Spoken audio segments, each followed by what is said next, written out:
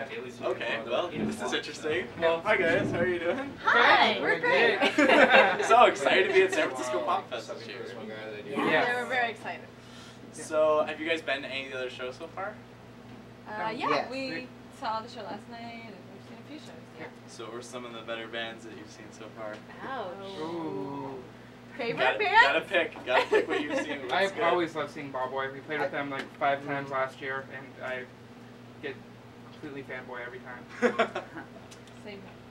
I was really looking forward to Suburban Kids, and they didn't disappoint at all. Oh, they were awesome. Totally They were so good. I hadn't heard the Tartans before, and I was definitely impressed.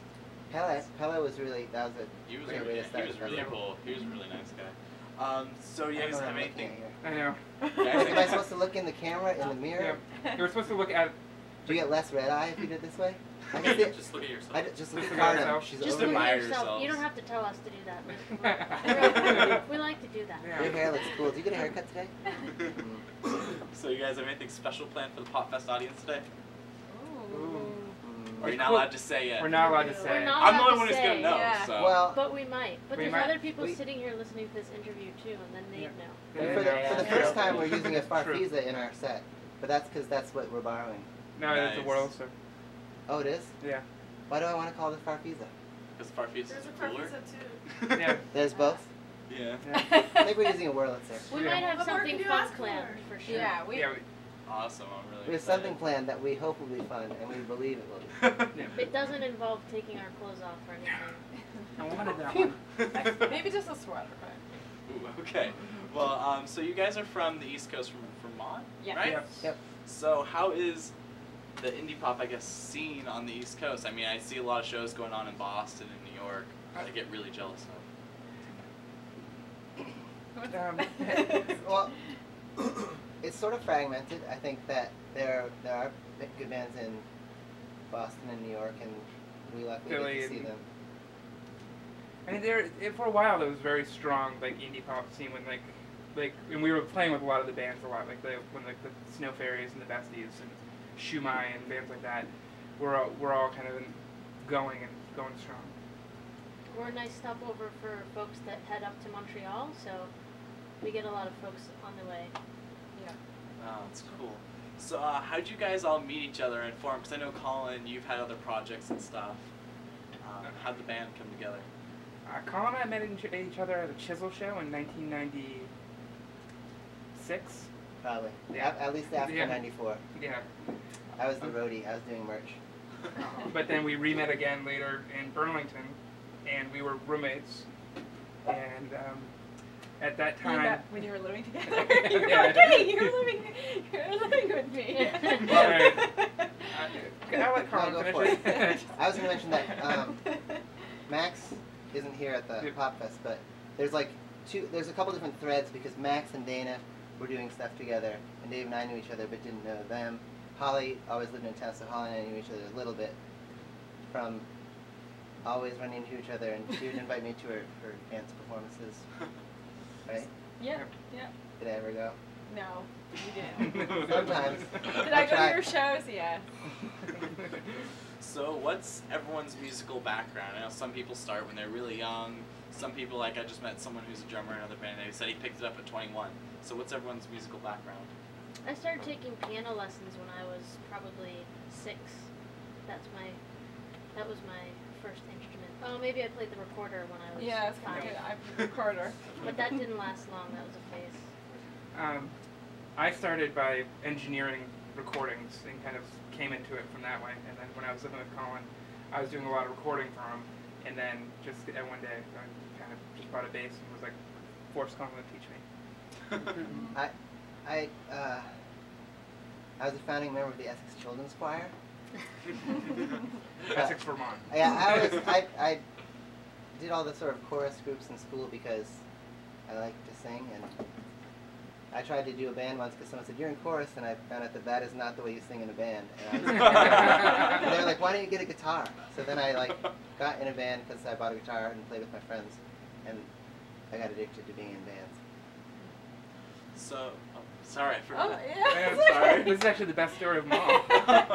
Well, I actually didn't really play. I sung a little bit when I was younger, chorus or whatnot, but I didn't really play any instruments growing up, other than maybe the flutophone briefly in elementary school. But no, I've always been around musicians, and I've always liked music, and tried to make it a part of my life regularly. And anyways, I just got asked to play drums in the Smittens and said yes, not knowing how to play drums. So then that's pretty awesome. Yeah. So, I guess as a band, what would you say some of your main influences are? Well, originally I know that I was obsessive when the band first started. I was very obsessive with the Archies and bubblegum pop for me. And that was a huge influence for me on going into things. I feel like mine are always shifting. Who knows? I mean, Sixth Sense Natalie was a big influence. Yeah. That's true. When we the Beatles. I don't know. So, what are you guys all into now? Anything really new you're into, or old stuff you're really digging?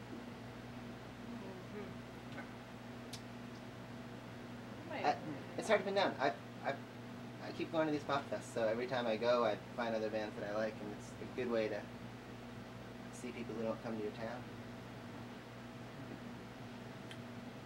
I think that once a road trip, we tend to listen to some Smittens stuff to kind of see how we're doing and where we've progressed, and do a little bit of a study on kind of where we've come in our techniques, and if we still like our records. Yeah. I'd be lying if I said that we didn't listen to ourselves somewhat regularly.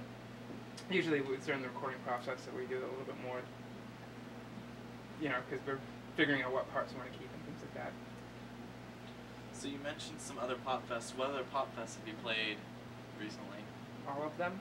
The most recent was the New York City Pop Fest just 6 days ago. Oh, wow. Yeah. Prior to that, we played the London Pop Fest in February, and then prior to that, we played Northampton in November. Oh, that's right. The Pop Fest New England, and then Athens Pop Fest prior to that, and then Indie Tracks prior to Athens. So what was the first pop fest you guys played? Was it New England? Pop Fest? No, Yeah. Athens.